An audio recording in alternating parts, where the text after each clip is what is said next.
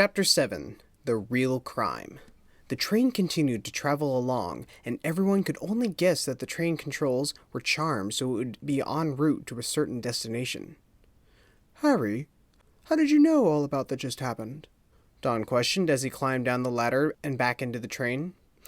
"Well, it was clear that Ginny was acting quite weird. I knew that something was amiss. I woke up, albeit a little groggy.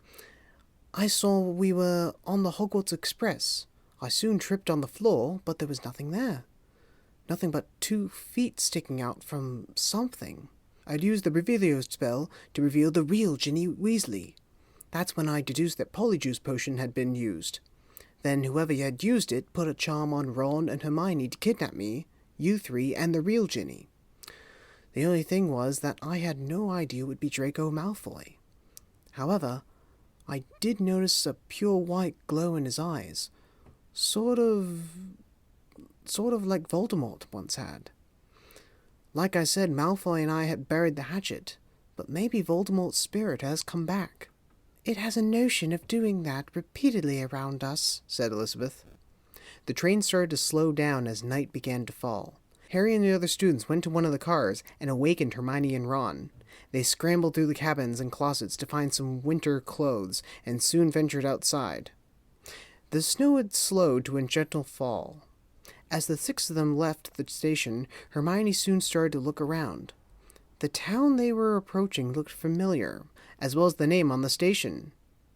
It then got even stranger. She heard a faint song in the distance coming from a church. "Oh my gosh!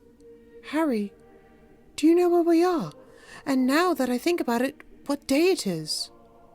It then hit Harry like a ton of bricks.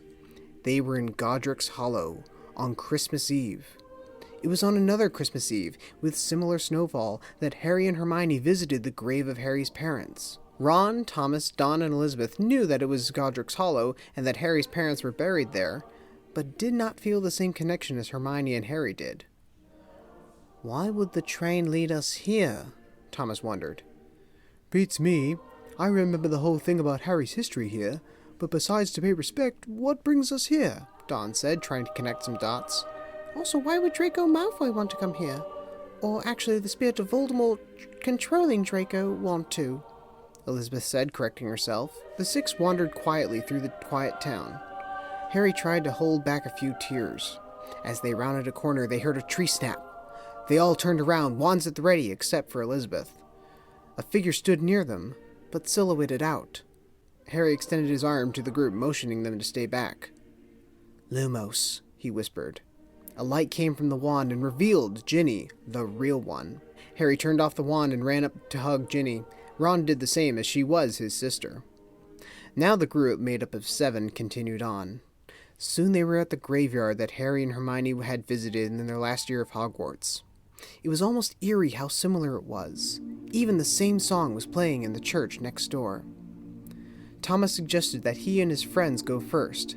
They pleaded that no other harm should come to Harry and his friends. Harry and the others reluctantly agreed. Thomas slowly opened the gate. He, Elizabeth, and Don quietly crept throughout the graveyard. It was soon that they spotted Malfoy. He was surrounded by a few other figures, and they were all pushing an object into a giant wooden cabinet.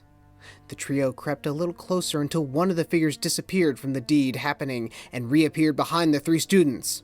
The figure picked them up and carried them over to the site. Elizabeth screamed, and the Hogwarts alums started to make their way through the graveyard. Spells flew through the air as they reached the new students. The other figures fought back, but soon disappeared with a cloud of black smoke. Harry ran up to Malfoy and pointed his wand at Malfoy's throat. "All right, Draco, what's going on? This is Voldemort's doing. What are you letting him do? Why are you letting him in? Get away from me, Potter! Like I said, don't make me kill you. I've hurt you enough." Elizabeth ran over to Thomas. "Thomas, we have to stop him." "I know, Elizabeth. Don, cut him off before he disappears." "Sorry." Hermione, Ron, and Ginny held Harry back from running like mad.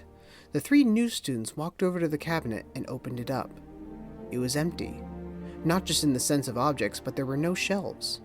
However, one object laid on the floor. A wreath They all turned around, and Don noticed a giant rectangle indent in the snow. He pointed it out to Thomas and Elizabeth. By looking back and forth between the cabinet and the indent, they found the shocking truth. The real crime.